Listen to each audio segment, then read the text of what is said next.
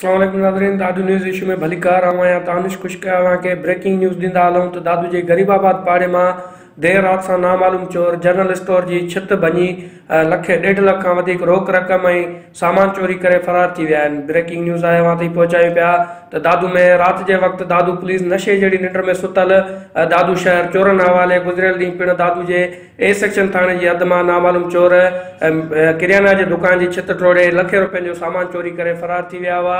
जॾहिं गुज़िरियल राति दादू जे गरीबाबाद पाड़े मां जनरल स्टोर जी छित टोड़े 1.5 लख खां वधीक रोक रक़म ऐं ॿियो सामान चोरी करे फरार थी विया आहिनि।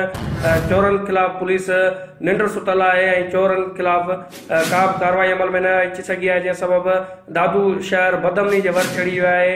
इन हवाले सां असां वधीक राब्तो कयो आहे पंहिंजे रिपोर्टर शहज़ाद चैनल सां हुन खां मालूम कंदासीं त हुन कहिड़ा तफ़सील आहिनि। जी बिल्कुल दाने गुजरियल रात देर सां नामालूम चोर गरीबाबाद माला में समन सुमरे किराने जनरल स्टोर जे दुकान जी छित टोड़े 1.5 लख खां वधीक रोक रक़म ऐं सामान चोरी करे फरार थी विया आहिनि। वाक़िए जी एनसी रिपोर्ट ए सेक्शन ते दाख़िल कराई वई आहे। मुतासिर समन सुमरे दावो आहे त नामालूम चोर राति देर सां दुकान जी छित टोड़े 1,50,000 जो रोक रक़म ऐं सामान चोरी करे विया आहिनि। हुननि चयो त दादू में रोज़ानी चोरियूं थी रहियूं आहिनि, पुलिस चोरियुनि ख़िलाफ़ का बि कार्रवाई न पई करे। हुननि एसएसपी दादू खां मुतालबो कंदे चयो आहे त चोरी थियल सामान जल्द खां जल्द वापसि करायो वञे